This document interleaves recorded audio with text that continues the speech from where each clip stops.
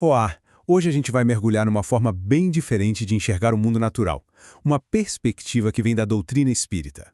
Vamos descobrir juntos como a natureza se organiza em diferentes reinos, de um jeito que vai além do que a gente costuma ver na ciência. Para a gente entender bem esse caminho evolutivo, nosso roteiro vai ser o seguinte. Primeiro, vamos ver uma nova forma de classificação. Depois, vamos explorar a base de tudo, os reinos mineral e vegetal. Na sequência, o despertar da consciência lá no reino animal, até a gente chegar na nossa própria condição, no reino hominal. E por fim, vamos refletir um pouquinho sobre o nosso lugar nisso tudo. Sabe, quando a gente pensa em classificar a natureza, geralmente a primeira coisa que vem à cabeça é a biologia, né? Separar o que é orgânico e o que é inorgânico. Mas e se existisse uma outra maneira de olhar para isso? Uma perspectiva que não se baseia só na matéria, mas no propósito, na evolução moral de tudo que existe. E aqui a gente vê essa diferença bem clara. De um lado, a visão científica, que olha para a composição, para as células. Do outro, a visão espírita, que enxerga uma verdadeira escada evolutiva. Segundo o Livro dos Espíritos, a natureza se organiza em 4 grandes degraus. É uma progressão, sabe?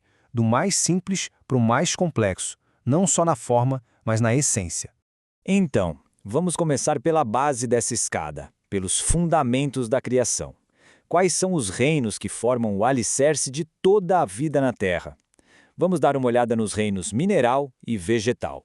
O primeiro degrau, a base de tudo, é o reino mineral. Aqui a gente só tem matéria inerte.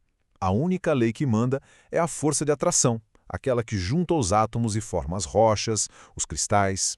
É a matéria no seu estado mais puro, mais passivo. É o ponto de partida. Subindo um degrauzinho, a gente chega no reino vegetal.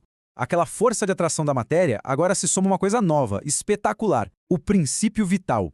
É a energia que faz as plantas nascerem, crescerem, se reproduzirem e morrerem. A matéria ganha um ciclo de vida que o mineral não tinha. E agora a jornada dá um pulo gigantesco. A gente chega no terceiro degrau, onde a vida não só existe, mas começa a sentir, a se mover por conta própria. É o despertar da consciência no reino animal. Esse esquema aqui é ótimo para a gente visualizar, né? O reino animal herda a matéria do mineral e a vitalidade do vegetal, mas ele adiciona um elemento revolucionário, o instinto. É como se fosse uma inteligência inicial, focada na sobrevivência, que guia as ações e cria uma camada de complexidade totalmente nova. Os animais, então, eles têm consciência da própria existência. Eles sentem dor, alegria, medo. Eles têm uma inteligência focada no que precisam: caçar, se proteger, cuidar dos filhotes. Mas essa consciência é diferente da nossa. E isso nos leva a uma pergunta fundamental.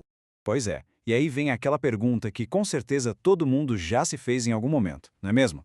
A resposta que a doutrina nos oferece é poética e, nossa, muito profunda.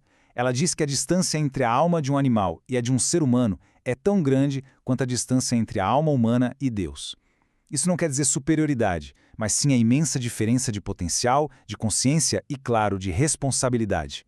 E assim a gente chega no topo da escada evolutiva aqui na Terra. O quarto e último degrau, o reino hominal, o nosso reino. E o que nos define, o que nos coloca nesse degrau, são atributos muito especiais. A gente tem um pensamento contínuo, essa capacidade de ligar passado, presente e futuro. Temos o senso moral, que é como uma bússola interna que nos ajuda a distinguir o certo do errado. E, o mais fundamental de tudo, o livre-arbítrio. A liberdade de fazer escolhas conscientes que vão moldando o nosso destino. Compreender essa longa jornada, desde o mineral até nós, nos dá uma perspectiva bem diferente do nosso papel no mundo. Se a gente está no topo dessa escada, isso não traz apenas privilégios, mas também uma responsabilidade enorme, não acha? Para resumir, olha só que clareza essa tabela nos dá. O mineral tem a atração, o vegetal soma a vitalidade, o animal adiciona o instinto, e o hominal coroa tudo com o senso moral e o livre-arbítrio. Cada degrau serve de base para o próximo, numa evolução contínua daquilo que a doutrina chama de princípio inteligente. O que essa imagem nos mostra, no fim das contas, é que a natureza não é um caos de formas de vida aleatórias. Existe uma ordem, um propósito, um caminho ascendente onde tudo e todos estão em constante progresso e evolução. E é sempre bom lembrar que toda essa nossa conversa, toda essa compreensão, vem do estudo sistematizado da doutrina espírita, que é fundamentado na obra de Allan Kardec. São textos que, há mais de um século, buscam oferecer respostas para as grandes questões da vida e do nosso lugar no universo. Isso tudo nos deixa com uma reflexão final, para a gente levar para casa. Sabendo que somos os únicos seres na Terra com senso moral e poder de escolha, qual é a nossa responsabilidade para com toda a natureza, para com os animais, as plantas e até os minerais que formam a base da nossa existência? Fica a pergunta para todos nós.